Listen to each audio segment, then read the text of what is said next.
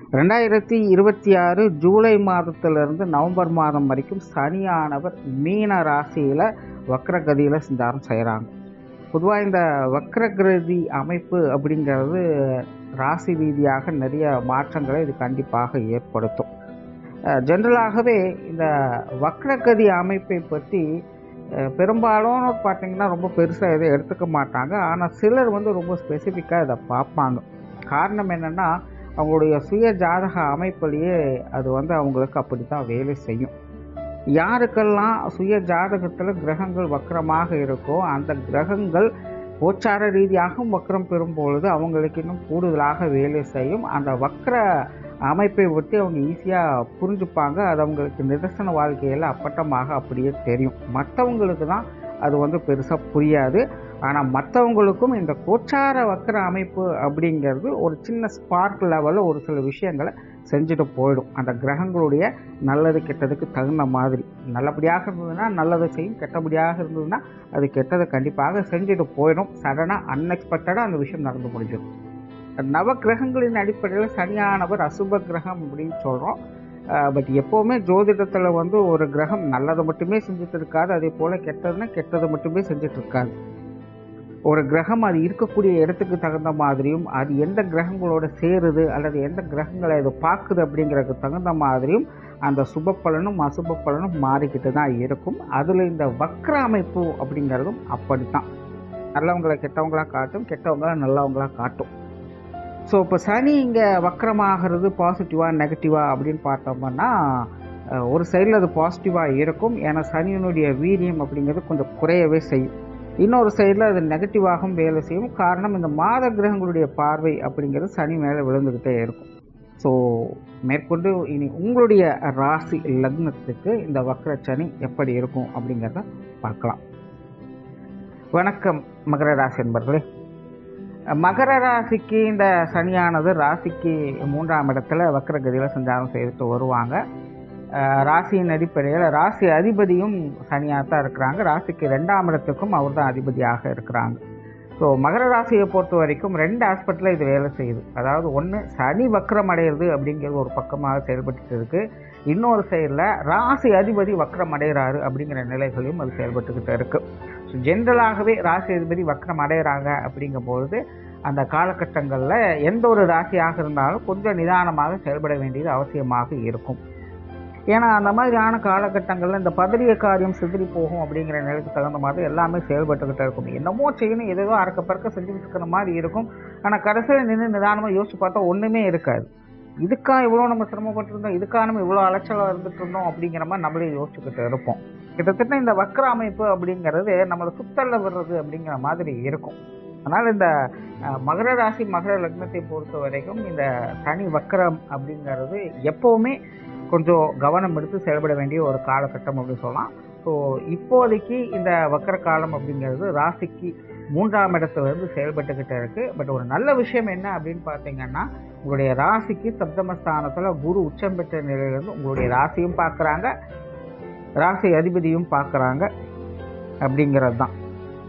So இதனால் ரொம்ப பெருசாக பயப்பட வேண்டியது இருக்காது. ஒன்று, ராசியினுடைய நிலையிலேயே அந்த விஷயங்கள் ஓரளவுக்கு உங்களை காப்பாற்றி விட்டுரும். அப்படின்னா உங்களுடைய ராசி அதிபதியும் பெருசாக மோசமெல்லாம் இல்லை அப்படிங்கிற மாதிரி ஒரு சில விஷயங்களை காப்பாற்றி வெளில வந்துடுவாங்க. பட் என்னதான் இருந்தாலும் அந்த வக்ர அமைப்பு அப்படிங்கிறது அங்கே செயல்பட்டுக்கிட்டு தான் இருக்குது அப்படிங்கிறத கவனத்தில் வச்சுக்கோங்க. பிரச்சனைகள் பெருசாக இல்லை அப்படிங்கிறது ஆதரவு தரக்கூடிய விஷயமா இருந்தாலும் பிரச்சனைகளே இருக்காது அப்படின்னு சொல்கிறதுக்கு வழி இல்லை. ஸோ கண்டிப்பாக குடும்ப வாழ்க்கையிலையும் சரி, தனிப்பட்ட விஷயங்கள் காரியங்களையும் சரி, பொருளாதார ரீதியான விஷயங்களையும் சரி, மகர ராசிக்காரங்க கொஞ்சம் ஸ்ட்ரகிள் ஆவாங்க. ஸ்ட்ரகிள் ஆகிறாங்க அப்படின்னு சொல்கிறத விட அவங்க கொஞ்சம் குழப்பம் அடைகிறாங்க அப்படின்னு சொல்லலாம். எது சரி எது தப்பு, இதை பண்ணலாமா வேண்டாமா, இப்போ இது செஞ்சே ஆகணுமா, இல்லை அப்புறமா பார்த்துக்கலாமா அப்படிங்கிற மாதிரி எது எடுத்தாலுமே ஒரு இக்கரை கக்கரை பச்சை அப்படிங்கிற மாதிரியே செயல்பட்டுக்கிட்டு இருக்கும். ஸோ செஞ்சாலும் பிரச்சனை, செய்யலினாலும் பிரச்சனை அப்படிங்கிற மாதிரி போய்கிட்டு இருக்கும். அதனால் தனித்த நிலையில் எதுவும் நீங்களா டிசைட் பண்ணி செய்யாதீங்க. முடிஞ்ச அளவுக்கு உங்களுடைய நம்பிக்கைக்குரியவங்களை பக்கத்தில் வச்சுக்கோங்க. எதுவாக இருந்தாலும் ஒரு தடவை 2 தடவை ஆலோசனை பண்ணி செயல்படுங்க. குறிப்பாக எல்லாத்துக்கும் பொதுவான விஷயங்கள், காரியங்கள், அதுவும் குடும்ப விஷயங்கள், காரியங்களை அதிகமாக பிரதிபலிச்சு அப்படிங்கும்போது குடும்ப உறவுகளை எல்லா விஷயங்களையும் ஆலோசனை பண்ணிட்டு செயல்படுங்க. நீங்களா தனித்த நிலையில் எதுவும் டிசைட் பண்ணி செயல்பட வேண்டாம். அது ஆரம்பத்தில் நல்லா இருந்தால் பின்னாடி ஏதாவது ஒரு வகையில் உங்களை டென்ஷன் ஏற்படுத்திக்கிட்டு தான் இருக்கும். ஸோ அதனால் எல்லாத்தோட சம்மதத்தோடும் எந்த ஒரு காரியமாக இருந்தாலும் செயல்படுத்துங்க. அது உங்களுக்கு பெரிய அளவில் பிரச்சனை இல்லாமல் பார்த்துக்கும். ஸோ இந்த மாதிரி சின்ன சின்ன விஷயங்களும் கொஞ்சம் கரெக்டாக யோசித்து செயல்பட்டீங்க அப்படின்னாலே இது பெரிய அளவு தொந்தரவாக இருக்காது. இந்த காலகட்டங்களில் பார்த்தீங்கன்னா இந்த உணவு சார்ந்த விஷயங்கள், உடல்நலம் சார்ந்த விஷயங்களில் கொஞ்சம் கவனமாக இருங்க. அதே போல் குடும்ப உறவுகளில் உடன்பிறப்புகள் சார்ந்த விஷயங்களும் கொஞ்சம் கவனமாக இருங்க. ஏன்னா இவங்க வகையில் தேவையில்லாத அலைச்சல், விரயங்கள், போட்டி பொறாமைகள் போன்ற விஷயங்கள்லாம் வந்து போகலாம். ஏன் இதுக்குன்னே தெரியாது, சடனாக ஈகோ ட்ரிகர் ஆயிரும். ஆல்ரெடி மகர ராசிக்காரங்களுக்கு அந்த விஷயங்கள் கொஞ்சம் அரசல் பொருட்களாக போயிட்டு தான் இருக்கும். சிலருக்குலாம் சுய ஜாதக ரீதியாக பிரச்சனை இருக்கும் பட்சத்தில் அவங்களுக்கு ஆல்ரெடி கூட பிறந்தவங்க வகையில் பிரச்சனைகள் அப்படிங்கிறது அளவுக்கு அதிகமாக போய்கிட்டு தான் இருக்கும். ஸோ இந்த வக்கர காலகட்டங்களில் அது இன்னும் எரிதித்தியில் எண்ணெய் ஊற்றுற மாதிரி அப்படிங்கிற மாதிரியெல்லாம் மாறலாம். அதனால் இந்த உடன்பிறப்புகள் வகையிலலாம் கொஞ்சம் கவனமாக இருங்க. குறிப்பாக இந்த ஃபுட் சார்ந்த விஷயங்களும் கொஞ்சம் கவனம் எடுத்துக்கோங்க. ஏன்னா ராசி அதிபதியும் வக்ரகதியில் இருக்காங்க, அது 3ஆம் இடத்துலையும் இருக்காங்க. அப்படிங்கும்போது கண்டிப்பாக இந்த உணவு பழக்கங்கள் அல்லது உணவு சார்ந்த விஷயங்கள் அப்படிங்கிறது உடல் ரீதியாகவும் சரி, வெளி விஷயங்கள், காரியங்களும் சரி, இது உங்களுக்கு ஒரு தொந்தரவாக அமையும். ஏதோ ஒரு வகையில் சில நேரங்களில் மற்றவங்க உங்களை கேலி கிண்டல் கூட செய்யலாம். அந்த மாதிரி ஏதோ ஒரு மன வருத்தத்தை அதை ஏற்படுத்தலாம். ஸோ உணவு விஷயங்களும் கொஞ்சம் கவனமாக இருங்க. அதே போல் கெரியர் ரிலேட்டடான விஷயங்கள், இந்த கொடுக்கல் வாங்கல் விஷயங்களும் கொஞ்சம் கவனமாக இருங்க. ஃபினான்ஷியலாக டீல் பண்ணுறது அப்படிங்கிறதுல கொஞ்சம் கவனமாக இருங்க. குறிப்பாக இந்த கடன் வாங்கி ஏதாவது ஒரு விஷயங்களை செய்கிறீங்க அப்படின்னா முழுக்க இந்த காலகட்டங்களை கொஞ்சம் அவாய்ட் பண்ணிக்கோங்க. ஏன்னா அதெல்லாம் கண்டிப்பாக அலைச்சல் தரக்கூடிய விஷயங்களாக தான் இருக்கும். முன்னாடி ஒன்று சொல்லுவாங்க, பின்னாடி அப்படியே மாற்றி பேசுவாங்க. அதெல்லாம் டென்ஷன் தரக்கூடிய விஷயங்களாகவே இருக்கும்.